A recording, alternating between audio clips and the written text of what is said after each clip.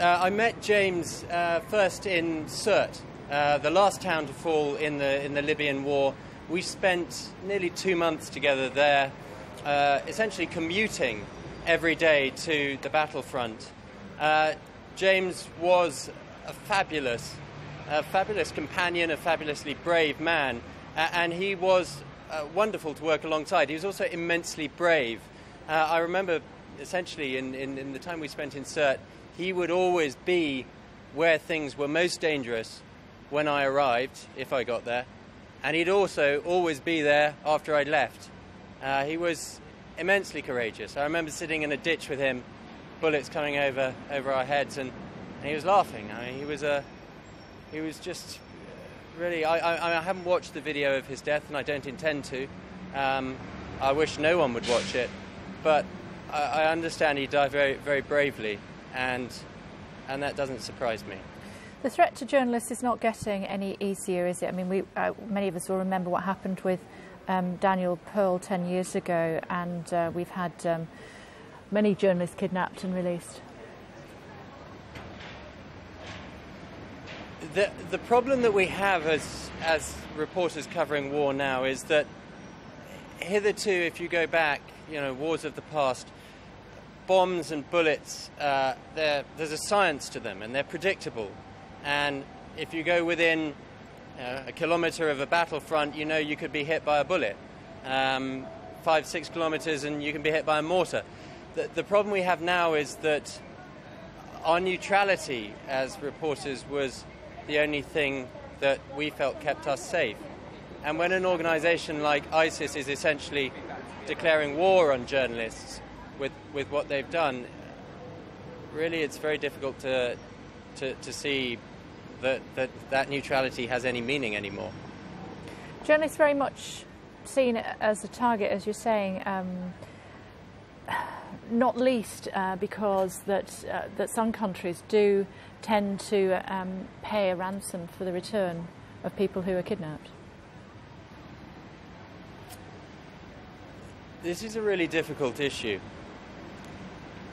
The UK and the US don't pay ransoms, and I understand the logic, the reasoning behind that. In recent months, a number of European countries have paid for the release of journalists and aid workers who had been kidnapped by ISIS. And that has solved the problem that they had. And now we have a situation where ISIS is beginning to kill these hostages. I don't see that by not paying a ransom we have in any way reduced the incentive to take hostages, because as you can see now, those hostages have a value as human shields, as pawns in a political game, as people to kill and arouse intense public revulsion. This is a difficult area, but perhaps we need to talk again about this subject. Are you suggesting that ransom should be paid, Tom? As I say, I mean, I think there are certainly circumstances where, well, I guess I'm pretty partial at this point because they're my friends that are being held. But I'm saying that the argument is perhaps not as clear as we thought it was. It's a very challenging situation when journalists are reporting from war zones. Previously, if you had your flak jacket on and it said TV marked out in gaffer tape or journalist or whatever, then that would mean that you would be left alone to do your work.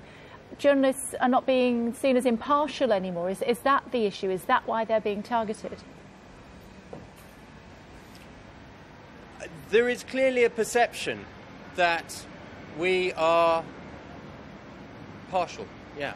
There's no question about it. ISIS believes that Western journalists are an adjunct, a propaganda arm in some way of the West. I mean, Western journalists are extolling the very particular values, the freedoms of the West that they would seek to attack if they were in power.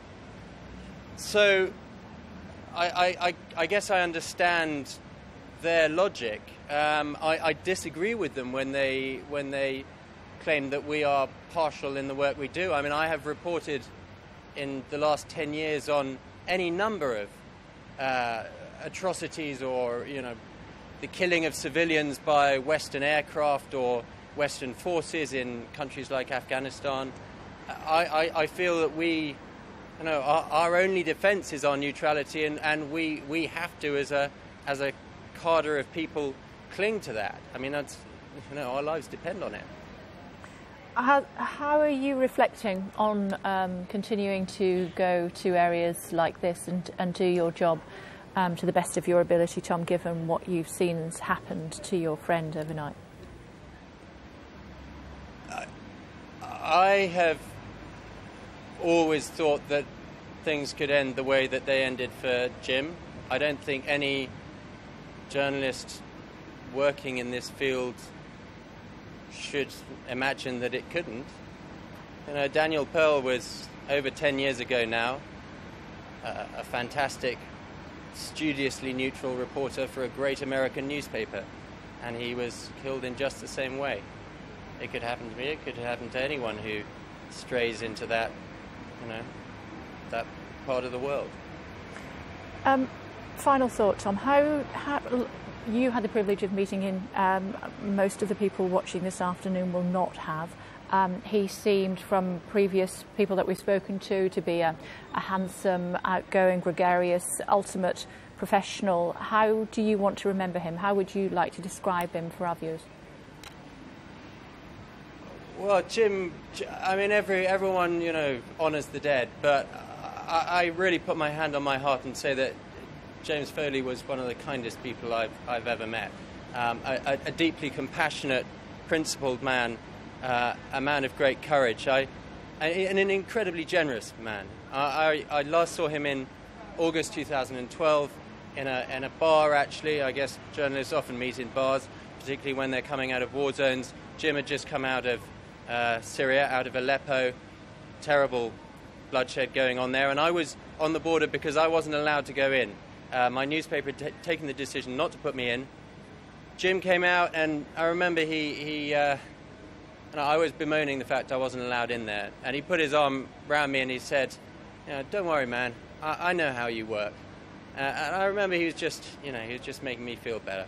But that was very much the kind of guy he was, a really sweet-hearted man, and he did not deserve what happened to him last night.